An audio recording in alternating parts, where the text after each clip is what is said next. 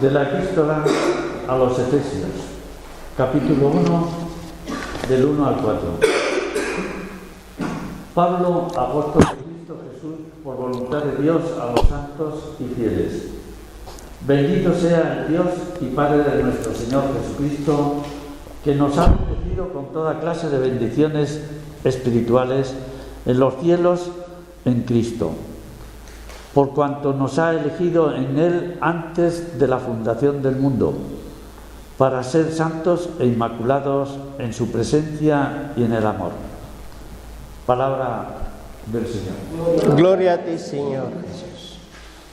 Queridos hermanos en Cristo, pues en este tiempo de la Semana Santa, creo que es propio para hablar sobre esos desafíos de la santidad, que desde el principio de la creación, Dios, el creador de todas las cosas, por su gran amor y bondad a toda la creación, entró Satanás, ¿no? El pecado, por la envidia. Pues ahí empieza el desafío de la humanidad. Pues somos llamados de la santidad, por eso también hay desafíos. El primer lugar que voy a dar una explicación de el don de la santidad que ya hemos recibido en nuestro bautismo, basada del capítulo 5, versículo 12 del Evangelio de San Mateo. Aunque hemos escuchado en la carta de San Pablo a los Efesios, que también somos llamados a la santidad por el amor, ¿no? Pues también está basada también en el Evangelio de San Mateo, que dice: alegraos y regocijaos. Eso es muy, muy fuerte, porque es una admonición a los que están perseguidos por causa de la evangelización. Porque dice Jesús: a los que son perseguidos y humillados por su causa, tiene que ser más alegre, ¿no? Por eso dice: alegraos y regocijaos. Es una palabra castellana que más profundo para los españoles, que no se puede traducir en inglés, porque rejoice and be glad, ¿no? En inglés, ¿qué es eso? Rejoice and be glad. Pero si hablamos con esa palabra, regocijaos, alegraos, la palabra alegre, y sale por la boca en cada uno de nosotros durante la alabanza. Mientras tocaba la guitarra ahí, durante la alabanza, yo pensaba que somos 50 o más. De verdad. No sé de dónde vienen otras voces, como los ángeles que estaban cantando con nosotros, mamma mía. Pero somos pocos, ¿no? Fíjate. Y el niño, pues, y se puso a dormir porque está disfrutando con las voces, ¿no? Pues eso, ¿no? Es el signo de la alegría junto con el Señor, en la alabanza. Pues eso, ¿no? Tiene que ser alegre, hay que regocijar el corazón, porque eso es la base de nuestra vida cristiana. El Señor también lo pide todo. Lo que ofrece es la verdad, la vida, la felicidad para la cual fuimos creados. Es decir, que el hombre fue creado por la gran alegría de Dios. Antes de crear el hombre, Dios era muy feliz. Pues fruto de esa felicidad de Dios, pues creó un hombre para compartir su alegría. Es una maravilla, ¿verdad? y por eso existimos. Si Dios no fue alegre, feliz, no existimos. Eso es la realidad que tenemos que entender, porque en su naturaleza Dios es el autor de la felicidad y de la alegría. La gente que viven en la tristeza, esto creo que falta con esa sensación de vivir en su vida con Dios. ¿Amén? Amén. Eso es la realidad, Y pues Él nos quiere santos, nos quiere santos, Él, y no espera que nos conformemos con una existencia mediocre. ¿Qué es mediocre?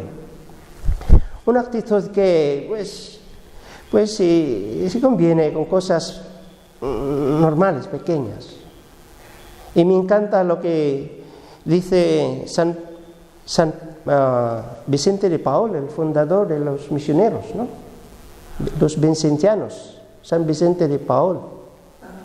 Sí, Paul, que es fundador de las monjas, sí, ¿no? Y de todos los curas de todo el mundo, hasta que pues llega en todos los rincones de pues su corazón llena de esa alegría.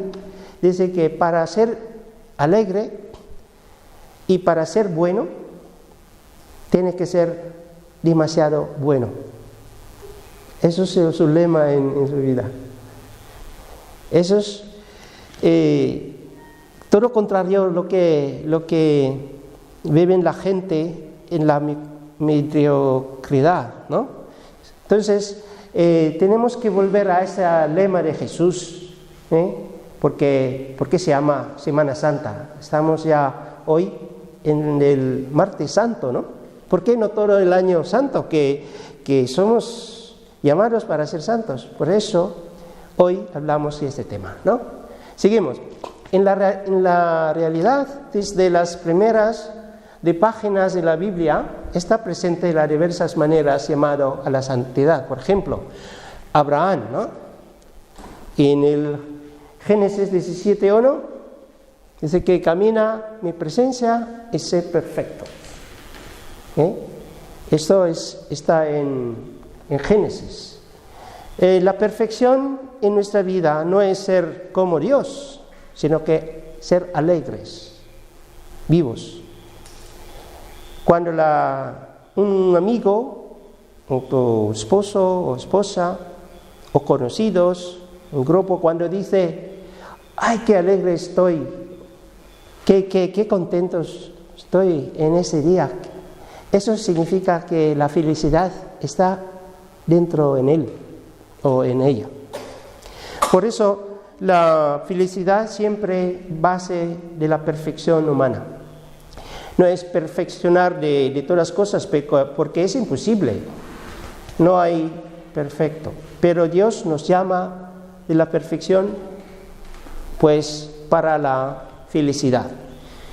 Cuando lleguemos a ese momento, nuestra actitud y totalidad de nuestro ser feliz y alegre, pues eso ya hemos llegado a esta llamada de la perfección. Y ahora seguimos con la siguiente, porque eso nos anima mucho en esta semana del día de la Semana Santa, ¿no? Los santos que nos alientan y acompañan. Hay 3 bases de eso que está citada en la carta de Papa Francisco, que publicó en el año pasado, 22 de marzo, basada con ese título, ¿no? El capítulo 5 de San Mateo, regocijaos y alegraos, ¿no? O alegraos y regocijaos. Gaudate et exultate, ¿no? En latín, que es más propio para eso.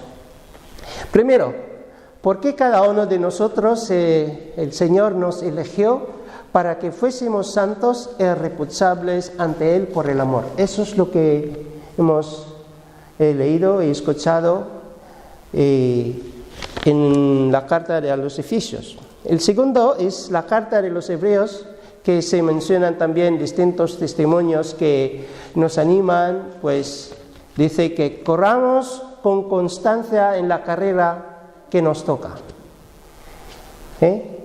Es para llegar a esta felicidad, la vida perfecta, es como un concurso, llegar a la meta. Eso es la enseñanza de San Pablo siempre. Y en todos los cristianos primitivos que llega hasta ahora ese principio, esa enseñanza.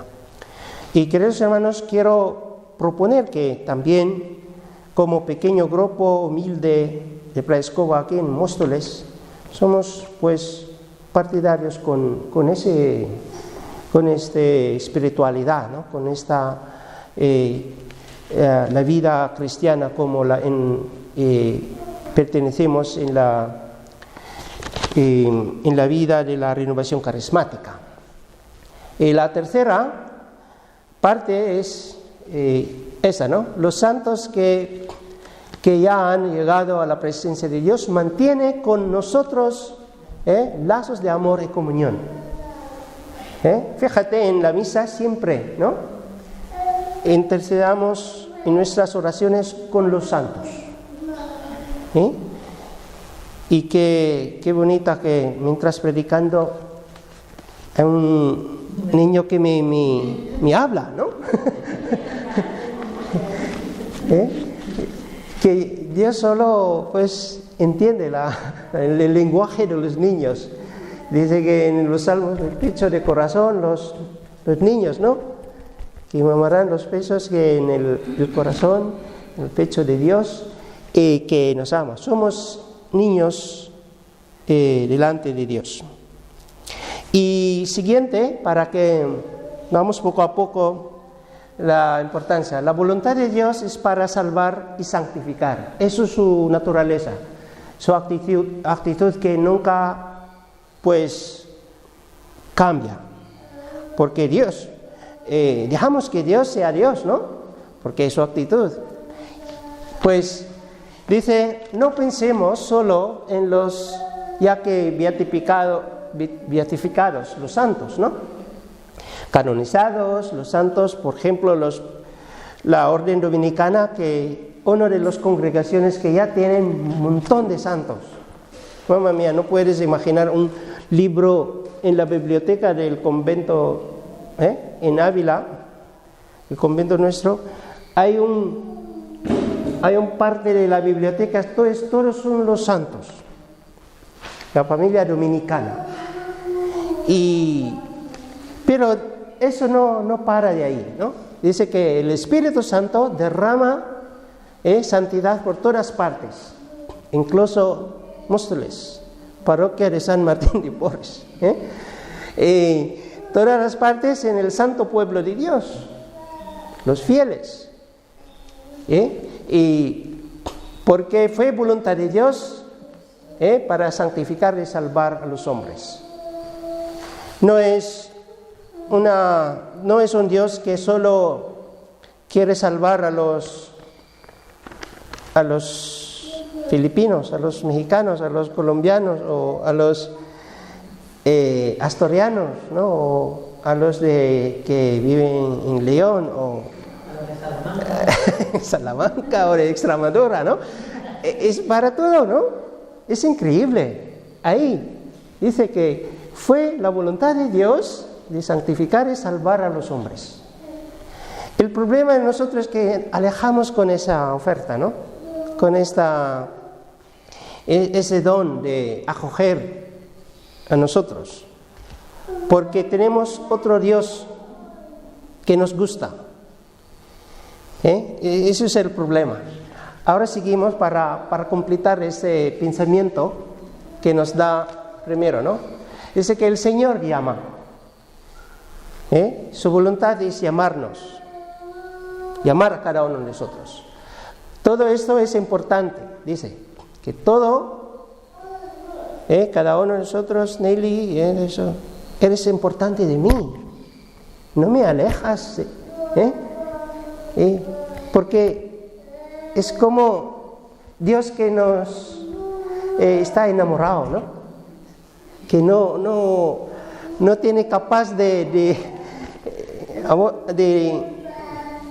olvidar, ¿no? ¿Es verdad?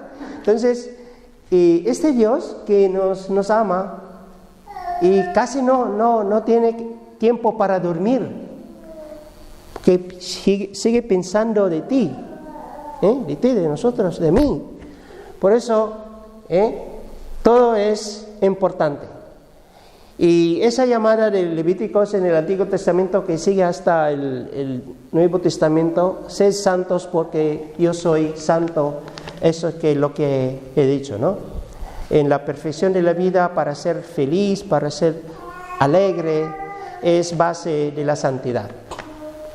Los santos son los primeros más fieles del mundo son los santos, porque han encontrado en la mística, la visión de Dios en su vida.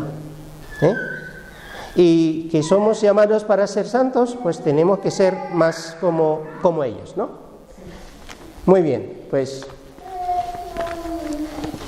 ahora todos los fieles cristianos de cualquier condición, pues, o estado, pues dice que son llamados por el Señor cada uno por su camino, ¿no?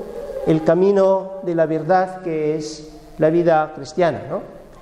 Pues cada uno por su camino a la perfección de aquella santidad con la que es perfecto el mismo Padre. Pues esto es en el Vaticano II, el documento que está ya escrito. Todas esas cosas no es mi invención, todo tiene cita basada de nuestro magisterio de la Iglesia, ¿no? Y bueno, pues seguimos para terminar eso, dos sutiles enemigos de la santidad. Vamos a ver, porque para vivir en santidad no es fácil, Hay enemigos sutiles. Dice Gaudete Exultate, en la segunda parte, si quieres leerlo, ahí está. Entonces, ahí viene el enemigo. Entra el enemigo porque él quiere que vivimos en nuestra vida triste. Porque el enemigo no quiere que somos felices. El enemigo no quiere que vivimos en la felicidad y en la alegría. Cuidado. Por eso hay que combatir con eso. Pues para combatir ese enemigo hay que saber conocer quién es ese enemigo. Primero, en la iglesia primitiva, los primeros cristianos, pues hubo muchos problemas en el enfrentamiento a la santidad. El primer siglo encontraron este grupo de gnosticismo, ¿no? Los gnósticos. En tiempo de los apóstoles, San Pablo ha enfrentado bastante con este movimiento de gnósticos. ¿Quiénes son? Para saber combatir a ese enemigo, tenemos que saber conocer quiénes son, ¿no? Dos falsificaciones de la santidad que podrían desviarnos del camino, el gnosticismo y pelagianismo, que Padre Chus también en sus charlas ha hablado bastante sobre eso, ¿no? Para nosotros solo para saborear, pero lo más importantes, ¿no? Primero, el gnóstico y el pelagianismo son dos herejías que surgieron en los primeros siglos, aunque pelagianismo surgió hasta en el siglo V, ¿no? Pero lo más primitivo son los gnósticos. Viene de la palabra nous, ¿no? En griego, ¿no? Knowledge en inglés, nous, knowledge, saber, solo saber. La inteligencia más importante que el afecto. Es decir, que La inteligencia se niega lo material, la inteligencia lo espiritual es que vale para todo. Entonces esto ha chocado la dogma de la Iglesia, el misterio de la encarnación, porque el Dios se hizo hombre. Para ellos carne es malo. Cuidado con eso. Pero no solo eso. El siguiente que el problema ahora, aunque estamos hablando en la en primer siglo de la cristianidad, se ha vuelto en nuestra actualidad, en nuestro tiempo, es el gnosticismo. Pues tenemos que cuidar mucho en nuestra fe cristiana, porque esto nos ¿cómo se llama?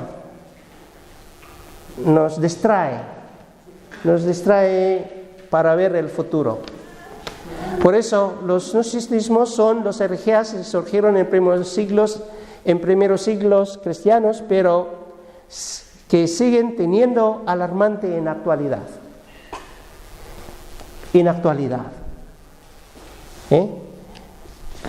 Ahora, bien, seguimos para conocer un poquito de eso, ¿no? El gnosticismo actual. ¿Quiénes son la gente? Hemos pensado que ya se ha terminado el gnosticismo en la antigüedad, en primer siglo de la cristianidad. No, existe todavía. El gnosticismo propone una fe encerrada en el subjetivismo, donde solo interesa una determinada experiencia o una serie de razonamientos. Cuidado con amigos que dicen, no me importa no asistir a la misa en los domingos. Yo lo sé que soy una buena persona y no he matado nada, no he robado a nadie y soy muy cercano con mis vecinos y en el trabajo me aman, pero no me importa de no ir a la iglesia. Pues eso es una actitud que cae con este idea del gnosticismo actual, ¿no? Que con su razonamiento se puede justificar todo, ¿no? Y conocimientos que supuestamente reconfortan y iluminan, ¿no? Tiene mucho truco, cuidado con eso, ¿no? Pero en definitiva el sujeto queda clausurado en la inmanencia de su propia razón. ¿Habéis oído que alguien dice, si no voy a asistir a la misa, pero alabo al Señor? Estoy orando, rezando en todas partes, ¿no? Pero la pregunta, ¿por qué Dios construyó una iglesia, fundó una iglesia en un lugar propio para el culto, ¿no? Pedro, tú eres Pedro, en esa roca, dice, ¿no?, que voy a construir mi iglesia. Entonces, eso es contrario de lo que ha dicho Jesús, que hay sitio para hacer la alabanza, la misa, por ejemplo, y ¿qué es la iglesia? No, Dios en todas partes, en todo sitio, en todo momento, bien, pero cuidado, ojo con ese problema, porque no caigamos con este problema del gnosticismo actual, que es un poco panteísmo que existe muchos años en el Oriente. Por ejemplo, los budistas, solo respiración, la energía de la naturaleza. Eso se pierde, la encarnación de Dios. ¿Te suena, no? Pues respiración, meditación. Y muchos españoles y europeos han engañado con esa realidad. La práctica de yoga, de zen, de todo eso, ¿no? Cuidado. Ojo por esa actitud, porque Jesús nos reprende desde el principio de sus apóstoles. Cuidado con los falsos profetas, que viene por mi nombre, pero aprovechando el nombre de Jesús, pero no lo es. En esta Semana Santa tenemos que abrazar, conocer esa enseñanza, ¿no? Que es de Jesús. Seguimos. Si me explico, pues seguimos con esa. Los gnósticos tienen una confusión en este punto. Primero, juzgan a los demás según la capacidad que tengan de comprender la profundidad de determinadas doctrinas. ¿Cómo se puede decir eso en la palabra más sencilla? Dice que si un cura o un evangelizador o un predicador no puede explicar la sencillez, eso no es católico. Entonces hay que explicar más sencillo, ¿no? La frase viene así: los gnósticos tienen una confusión de este punto y juzgan a los demás según la capacidad que tenga de comprender la profundidad de determinadas doctrinas. Ellos tienen ya una hecha doctrina.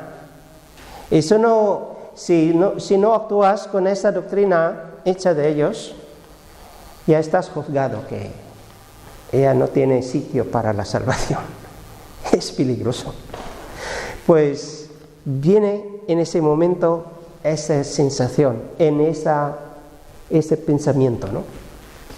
Conciben una mente sin encarnación, incapaz de tocar la carne sufriente de Cristo, y los otros encorsetada con una enciclopedia de abstractos. El tarot, ¿no?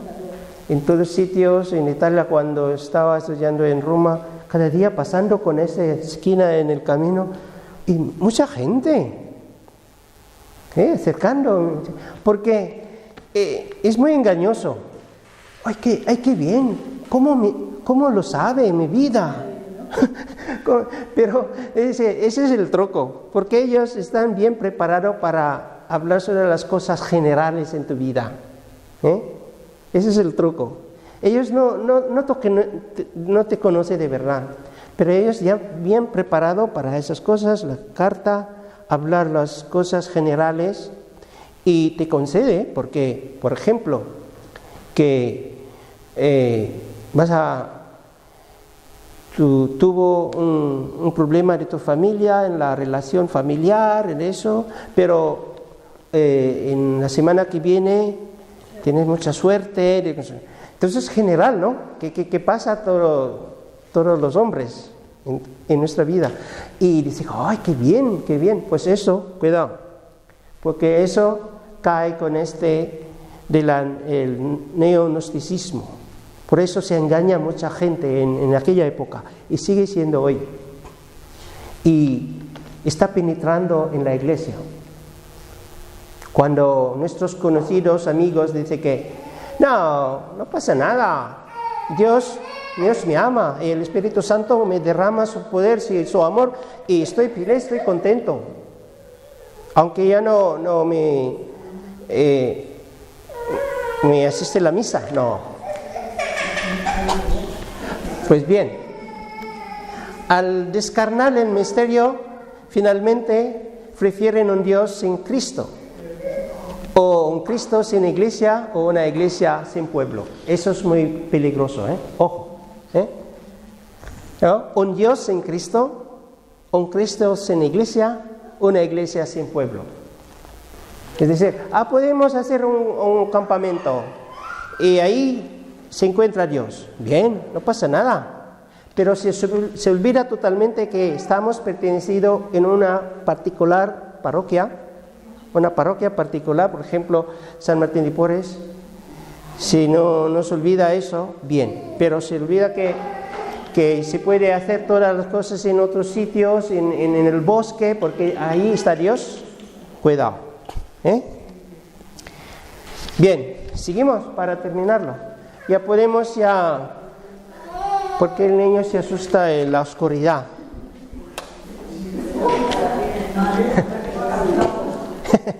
Bueno, pues seguimos, ¿no?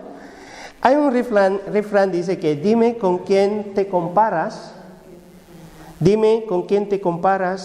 y diré que aspiras, ¿no? Es peligroso, ¿no? Porque no hay que compararse para justificarse, ¿no? Monseñor Munilla ha citado ese refrán porque en su charla estuve yo escuchando y me impactó esta línea, ¿no? Porque estamos ya en la época de todo vale, hombre, todo vale. Que no todo vale. Hay certitud que Dios nos enseña en la Biblia, en la doctrina de la Iglesia. Que si todo vale, ya no hay pecado. Entonces, si ahí no hay pecado, no existe el infierno. Entonces, todos estamos bien. Y la injusticia entra ahí. Y Satanás, el enemigo, está muy feliz porque ya ha vencido su norma, su dominio. No. Dime con quién te comparas, diré y te diré lo que aspiras. No podemos comparar con alguien los talentos que hemos recibido de Dios. Cada uno tiene sus dones. Cada uno tiene sus dones. Entonces, los dones que hemos recibido es para compartir, no solo para ti, para mí, y mi talento, sino que es para compartir. Y bueno, esa advertencia del Papa, el neognóstico, que se llama también la falsa espiritualidad de nuestra época, que se penetra en nuestros corazones, que no sabemos sin conocer o sin conocimiento, que alguna vez hemos actualizando con esa actitud. Por ejemplo, una tendencia de crear un Dios en vez de creer un Dios que creó en mí. No sé si me explico. Esa actitud del neognosticismo, ¿no?, que cae en la falsa espiritualidad, que creemos que es justo o está bien, no. Dice que si alguien tiene una tendencia de crear un Dios, en vez de creer un Dios que creó en mí. Es decir, se caracteriza un Dios, depende de su medida. Dios es amor, bien, pero porque estás bien, ¿no? Pero si estás y en medio de las jaleos de tu vida, pues ya no hay Dios. Se caracteriza como menos valorar la gracia de Dios, ¿no?, poniendo su esfuerzo en la voluntad humana, que yo puedo todo. Y se caracteriza como menos valorar la mediación de Cristo, la humanidad de Cristo, que la inteligencia. Hay gente que tiene mucho éxito y se ha convertido más orgulloso y más egoísta, ¿no? Que la gente normal, sencillas, no tiene éxito en la vida, pero ama mucho. Cuidado, ojo con la distinción de la gente que a lo mejor conocemos de distintas partes. Se caracteriza también como una fe encerrada Y una fe de Dios depende de nuestro barómetro. Dios que depende de tu descripción, definición de Dios. No es Dios que te define. Hombre, deja que Dios haga su gracia, que fluya su gracia en tu vida. No es que Dios, dame lo que necesito. Si no, no es Dios. Los ateos también, ¿no? Anda eso. Que tiene otro Dios, depende de su pensamiento, de su inteligencia. Y es una tendencia también racionalista, siempre en la razón viene. No niega perfectamente la teología, porque ellos son inteligentes, sabe todas las normas, las doctrinas de la Iglesia. No niega la teología, sino vaciarlas, los contenidos. ¿Qué pasó con los protestantes? En la Eucaristía, en la consagración, Jesús no existe, solo es un símbolo. La transubstanciación que luchó Santo Tomás de Aquino en la Suma, pues se negó Lutero. ¿Cómo se pronuncia eso? La consubstanciación. Por Santo Tomás, para ellos porque es como así, está ahí, pero no. Pero nosotros está ahí perfectamente, ¿no? El cuerpo y la sangre de Cristo. Esto, vaciarlos, el contenido de la teología. Cuidado con eso, porque hay gente, católicos, fieles, que piensa en eso. Me toca cada jueves misa en San José Obrero, que ahí me hay bastante más fuerte que nosotros, ¿no? En el camino. Mamma mía, después de la misa me acerco y dice, Padre, ¿por qué? Dice, es palabra de Dios. Porque estoy acostumbrado a decir eso. Porque desde pequeño, yo estaba... Bueno, pues tenía tentación de insultar, pero yo con humildad, perdona por mi pobreza, porque en Asia se pronuncia Ansalita Nang Dios, siempre. Y en inglés, the word of the Lord. Pero en castellano como en latín, palabra de Dios. Después del Evangelio, ¿verdad? Pero algunos sacerdotes dicen, es palabra de Dios, o algunos obispos. Pero ella no conviene de eso, porque no hay en el Evangelario, no se pone, es solo palabra de Dios, hay que cumplirla, bien, ¿no?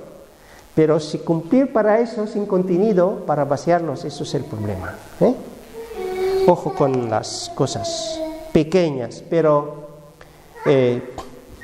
surgen las... Ahora terminamos por esa segunda, ¿no? Que faltan 5 minutos. La segunda herejía que enfrentamos también, que sin conocimiento también ha surgido en nuestra sociedad, en nuestra comunidad cristiana, es el que se llama pelagianismo. Viene de un famoso Pelagios, ¿no? Un católico, un teólogo, pero pues se desvió un poquito desviado en su enseñanza. Ahí viene su enseñanza, que una voluntad sin humildad, ¿no? Es decir, que yo puedo hacer sin Dios. Por mi fuerza, por mi esfuerzo, todo lo que puedo hacer es mi esfuerzo. Entonces, es rechazar la gracia de Dios que fluye en tu vida, ¿no?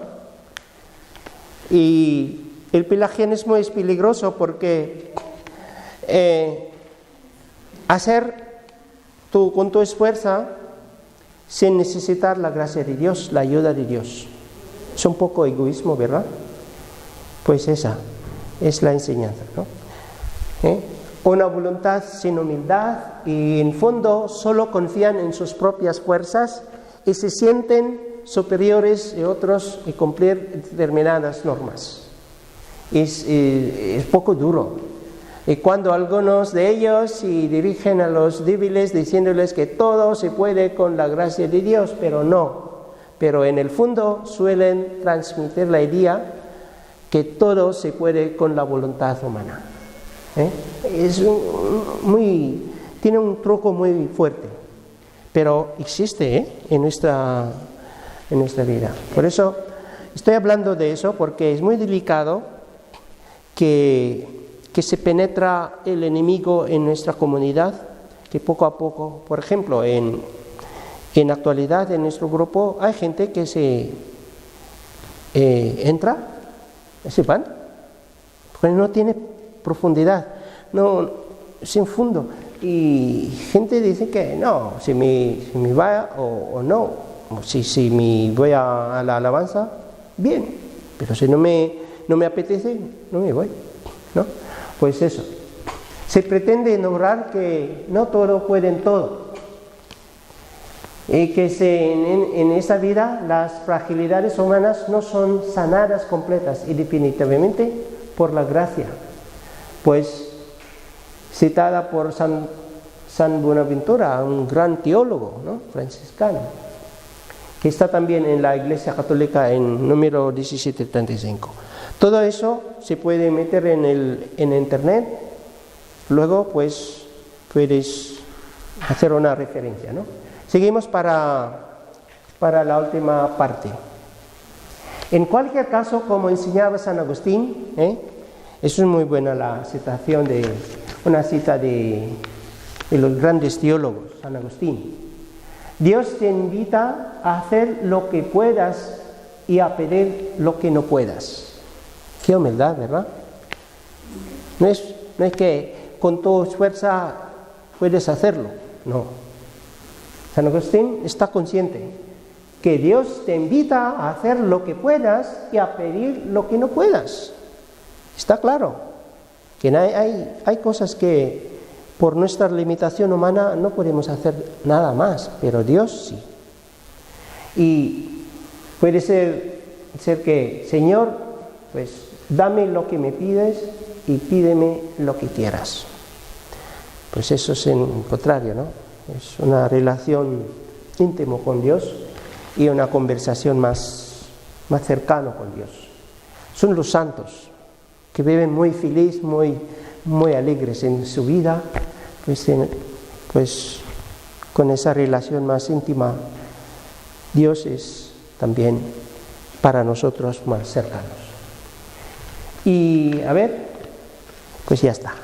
Gloria al Señor.